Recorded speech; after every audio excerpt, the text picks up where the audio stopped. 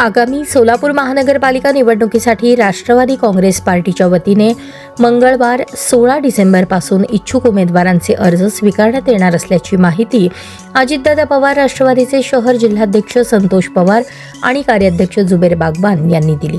राष्ट्रवादीचे राष्ट्रीय अध्यक्ष अजितदादा पवार, प्रदेशाध्यक्ष सुनील तटकरे, सोलापूरचे संपर्क मंत्री दत्तात्रय भरणे, सहसंपर्क मंत्री अण्णा बनसोडे यांच्या आदेशान्वये आगामी सोलापूर महानगरपालिका निवडणुकीची तयारी जोमाने सुरू आहे. सहसंपर्क मंत्री अण्णा बनसोडे यांचा नुकताच 3 दिवसांचा सोलापूर दौरा झाला आहे. नागपूर येथे सोलापूर शहरातील पाणी प्रश्न आणि विविध समस्यांवर बैठक आयोजित करून त्या संदर्भात मध्यरात्री 12 ते पहाटे 4 पर्यंत पिण्याचा पाणी पुरवठा बंद करण्याच्या सूचना देऊन त्यावर अंमलबजावणी करण्यात आली. सोलापूर शहरात राष्ट्रवादी काँग्रेस पक्ष सर्व 102 जागांवर उमेदवार उभे करणार असून अबकी बार 75 पारचा नारा सहसंपर्क मंत्री अण्णासाहेब बनसोडे यांनी सर्व पदाधिकाऱ्यांच्या उपस्थितीत दिला होता. अण्णा बनसोडे यांच्या प्रमुख उपस्थितीत नुकताच अनेक मान्यवरांनी पक्षात प्रवेश केला.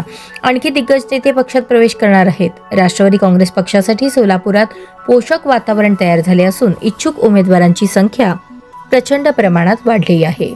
सोलापूर महानगरपालिका सार्वत्रिक निवडणुकीचे बिगुल केव्हाही वाजण्याची शक्यता असून त्यामुळे राष्ट्रवादी काँग्रेस पक्षाच्या वतीने सोलापूर महानगरपालिका निवडणूक लढवण्यासाठी इच्छुक असणाऱ्या उमेदवारांचे अर्ज मंगळवार 16 डिसेंबरपासून गुरुवार 18 डिसेंबरपर्यंत सलग 3 दिवस दररोज सकाळी 11 ते 2 या वेळेत जुनी मिल कंपाऊंड येथील राष्ट्रवादी भवन कार्यालय येथे स्वीकारण्यात येणार आहेत.